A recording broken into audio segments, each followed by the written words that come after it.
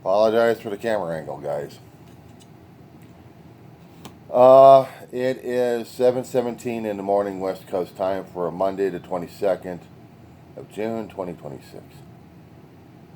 Earlier this morning that they announced that Alan Greenspan passed away.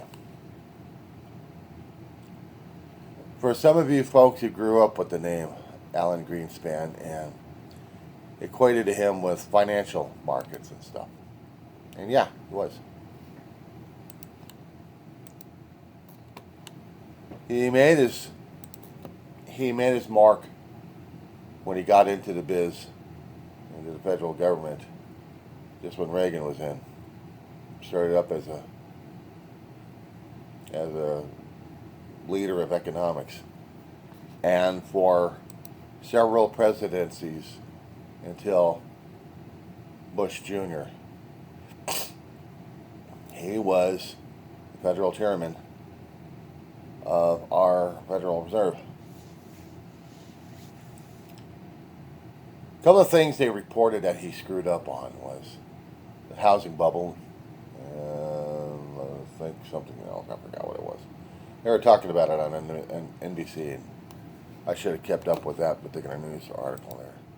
But when I saw his news that he passed away, it's like a gut punch.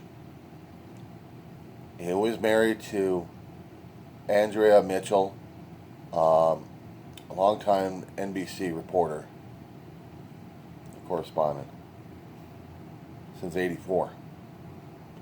Long, happy, blessed marriage. And it was just,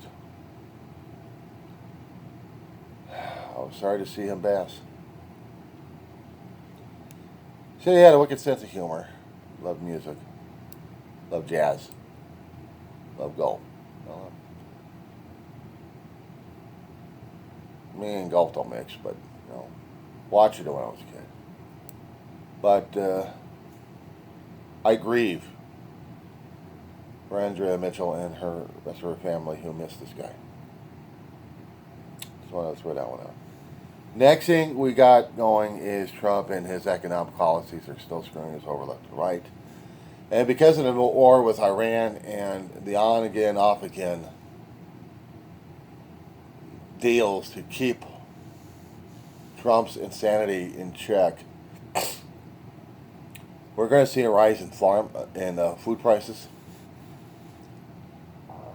There are elements and ingredients that farmers need for their manure that can get to the Strait of Hormuz from a few trading countries that actually do trade with us. Problem is, because we still have we got control issues over Strait of Hormuz, whether or not we're going to get anything through it or not is going to be affecting us here, the farmers that are going to be affecting our food supply. We need manure to help plants grow, to help food be grown. All the plant-based materials that we consume and process into consumables. We depend upon trade from others to keep our nutrients in our soil vibrant and rich enough while we can still continue in growing patterns and growth of food. Grains, beans, fruits, things coming up from the ground need fertilizer. And the ingredients that we get from trading partners helps our food basket, helps our production. But without it, we're going to see economics 101 overpower us, meaning supply and demand. There'll be more demand, but less of the supply. Prices will be going up, and then we're screwed on that one. It's not beef prices we're in problems right now. We got a screw one that we still haven't been able to take care of. But what about the fruits and vegetables that we haven't gotten, or the grain products that we use on a constant basis? I have a bag of Cheez-Its. I put it in there to keep the bugs out of it. And I munch on it from time to time. I use it because I like it. I like it a lot. Well, in here, I still gotta get that sealed up. And I put crackers in with my almonds and stuff. I need roughage, but I like the taste. Almonds, walnuts. If we're not growing them, we're importing them. But we need that. We need this stuff. So with the screw ups that we have right now with Trump fouling up everything, this guy is losing it. He threatens people. He does the art of bullying. He doesn't do the art of deal. He does the art of bullying on people left and right. He wants it his way. He's going to beat you up, and then he's going to extort. That's how it works. And he's going to continue to threaten Iran, and Iran's going to be fighting back. One of the worst things in U.S. history we're going to be recording is an out-of-control president who wanted power over everybody, including other countries. And other countries fight back, and he doesn't like it because his power diminishes and he gets pissed off. He takes it out on his people. Case in point. His mistakes he keeps making, ruining landmarks. I'd like to pull one of them. He's threatening jail time for people. I wouldn't be surprised if the guy pushes through the Department of Justice, Sir Jeanette Pirro, about undecided executions. I would not put it past him. He's already threatening to kill people in the Iran trade war for the Gulf, for the Strait of Hormuz. And he's willing to give the order of killing people. We have ICE agents doing that on the streets.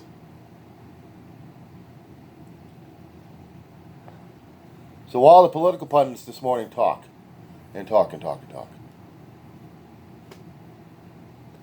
But I also want to talk a little bit about British government.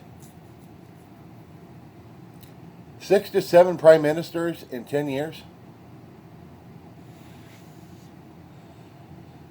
Their government system is a lot different than ours in the United States. In the United States, we have a representative democracy, we call it. We have representatives that we elect into House of Representatives and the Senate to demonstrate our need for things to be done in the country.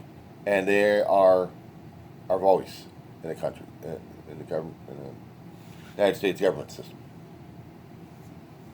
We want this project because we think it's going to help us out. We have to lobby. We have to tell our representatives, can you lobby the other guys because we need this particular project here. It'll be helping out a lot of people. And the government is usually give or take at this point. Of course, we have special interests say, well, what's in it for us? We've been having that issue for decades, century, I guess, or more.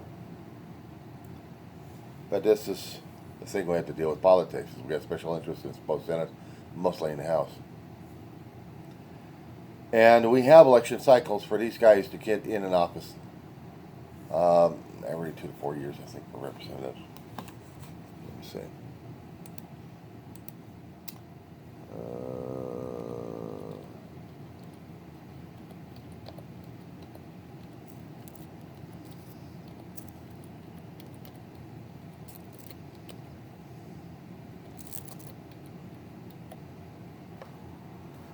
Okay, so not term limits, just terms.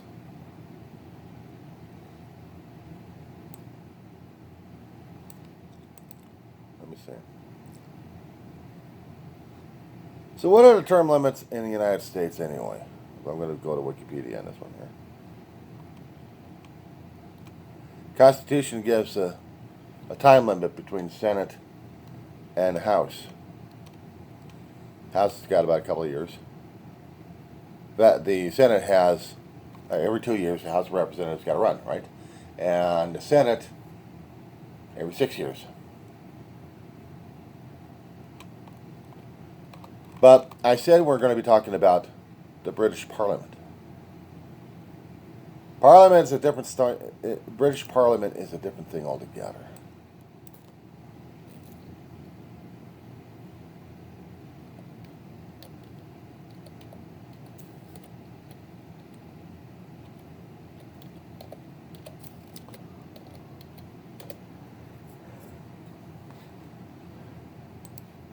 Now these guys have got, and we base part of our government system upon them.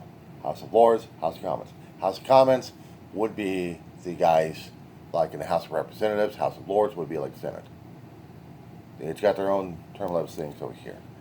But the Prime Minister is like the President, but we still have royalty in Britain. We don't have the royalty. We got rid of it. We have elected officials. But in each house, they have units. Much like we got Democrats, Republicans, they got their own parties. And within their own parties, they elect their leaders in there. And it's usually up to the people to decide which party is going to be dominant. They're constantly having elections. To see which particular party is going to be dominant. I'm not quite sure about the time limit, but if they really got problems concerning about their government system, they vote on it, whether or not if this party is going to be in power or not. If they're doing a good job, they're going to stay in power at this point. So let's see. Just want to see what we got. You got the political groups, you got the spiritual, temporal. You got liberal Democrats, Democratic Union Party, Ulster Unionist Party, Green Party, Plaid Cymru, Independents, not affiliated, crossbenchers. But they had these multiple parties, and they can get more and more members in them because of the elections that they hold every so often. They run more often than we do in their elections. But in this constant turnaround, they can keep a person in office maybe 2 or 3 weeks, and if you still hate them, they'll vote them out. They have a thing called vote of no confidence. Meaning that in that particular party who's in charge, who's got the majority right now in their House of Commons, let me see who's currently right now. King Charles, monarch. Speaker of the Commons, Sir Lindsay Hoyle. Prime Minister, Starmer until he gets out. He's part of the Labour Party. Leader of the opposition is Conservative. And he has these Conservative Party. They got them knocking heads with each other. Labour and Conservative right now. And currently, because we have the Labour Party in charge, voted in charge, in that particular party of theirs, they can still say a no confidence and get another Prime Minister out of it. If it was voted in for the Conservative Party to be majority, then they would have a say. But they all have a say. They all have a say in the House of Commons. Much like the independents would have a say in the House of Representatives in the United States. In our particular chamber, the House of Representatives, we may have a few independents over here, and a lot of majority are Republican, as I call them, Trumplican these days because they follow Trump, and also Democrats, as being called Democrats by the Trumplicans. But we also have a few independents. We have 250 seats currently. We can add more if we were able to. It's not set in stone, but it can be increased.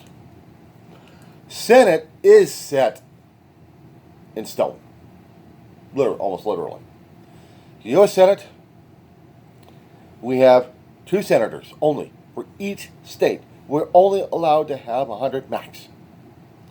But the House of Representatives can go about 300 or 400 if we had to, chopping up different areas for individual representation for different areas.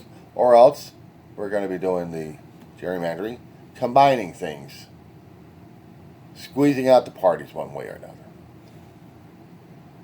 They don't squeeze out parties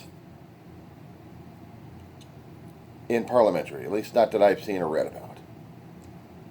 But within the party itself, they can squeeze out their leader, their representative, to speak on behalf of the entire country. They're going through a hell of a process at this point. These guys can't keep it together, to keep having a vote of no confidence within the party. One guy goes out and another guy gets in. Say before, we got about 5 or 6 people bouncing from place to place in this whole thing. Currently, what the structure is, they've got lords, which is not fixed, which is currently 775. They can add more lords. They can add more lords in the damn thing. The lords are like the U.S. Senate, but they're representing the higher up, the monarchy or whatever they are. But the House of Commons are like the House of Representatives, and we are a pain in the ass. But I think they got a fixed amount of 650. 650 seats, that's about it. We didn't want this kind of thing happening in our country. We didn't want the parliamentary. Parliamentary will also recognize monarchy. They would have recognized monarchy to being ahead of everything. They would have the unofficial say, the ultimate. But everything else would be under parliamentary, would be under whoever is going to be the person in charge of everything, the Prime Minister. Oh, Lord Speaker, Speaker of the Commons. These guys are the ones running the country. Actually, the Prime Minister would be running the country, making all the rules. But they still have to clear it through the Speaker, Speaker of the Commons, and monarchy. Their own little checks and balances they got. We wanted our checks and balances. We wanted to have 3 separate items doing checks and balances on each other. Right now, we voted that out. Well, we got Trump in office. He assumed more and more power than what the Constitution allowed. And stated. So this is why we have a constitutional crisis right now. Because Trump and his ego want more. That's how it is, guys. That being said.